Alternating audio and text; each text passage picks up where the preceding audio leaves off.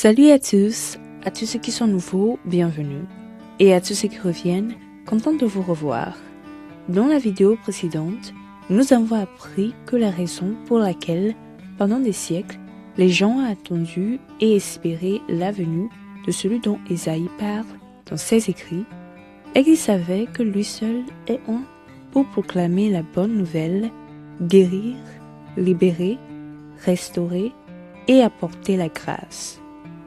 Aujourd'hui, nous reprenons là où nous nous étions arrêtés pour voir ce qui a changé depuis le jour où Jésus a lu les passages du livre du prophète Ésaïe, non seulement pour ceux qui étaient présents en ce temps-là, mais pour nous aussi dans notre temps présent.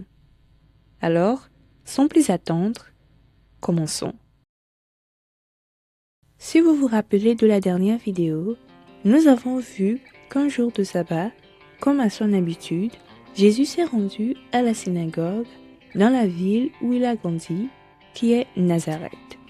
Ce jour-là, il s'est levé pour lire et on lui a remis un livre écrit par le prophète Ésaïe. Ayant déjà abordé ce qu'il a lu, nous allons aujourd'hui poursuivre avec la suite en lisant l'Évangile selon Luc, le chapitre 4 du 20e au 21e verset, qui dit « Ensuite, il roula le livre, le remit au serviteur et s'assit. Tous ceux qui se trouvaient dans la synagogue avaient les regards fixés sur lui. Alors, il commença à leur dire « Aujourd'hui, cette parole de l'Écriture que vous venez d'attendre est accomplie. Amen. » Tout comme à l'Église, nous avons des lecteurs qui se lèvent, lisent des passages bibliques et retournent s'asseoir. De la même manière, Jésus a lu le passage du livre qui lui a été remis et est retourné s'asseoir. Mais ici, la Bible nous dit qu'au lieu de concentrer leur attention et leur regard sur le prédicateur, les gens de la synagogue avaient les regards fixés sur Jésus. Et si vous vous demandez pourquoi?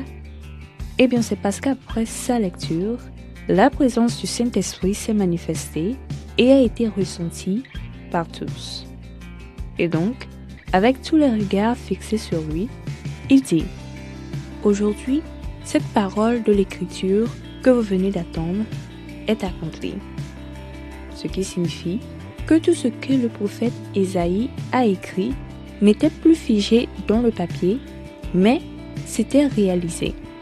Autrement dit, Jésus affirme ici qu'il est celui qu'ils attendaient depuis toujours. Celui qui a reçu la mission d'accomplir tout ce qui est écrit dans le livre. En effet, depuis ce jour, Jésus a commencé à accomplir tout ce que Dieu le Père avait annoncé d'avance à Ésaïe il y a environ 700 ans, à Abraham il y a environ 2000 ans et à Adam et Ève il y a environ 4000 ans. Et jusqu'aujourd'hui, Jésus-Christ continue encore d'accomplir toutes ses œuvres dans la vie de nombreuses personnes.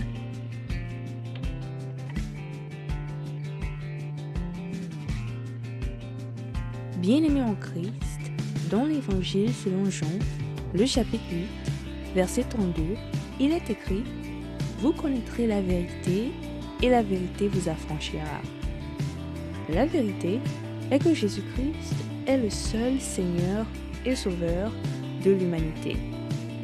Si vous reconnaissez que Jésus-Christ est le seul à avoir le pouvoir de transformer votre vie et que vous décidez de fixer votre regard sur lui, toutes les chaînes et tous les liens des ténèbres, toutes les maladies, toutes les tristesses, toutes les difficultés et toutes les oppressions dans votre vie seront brisées.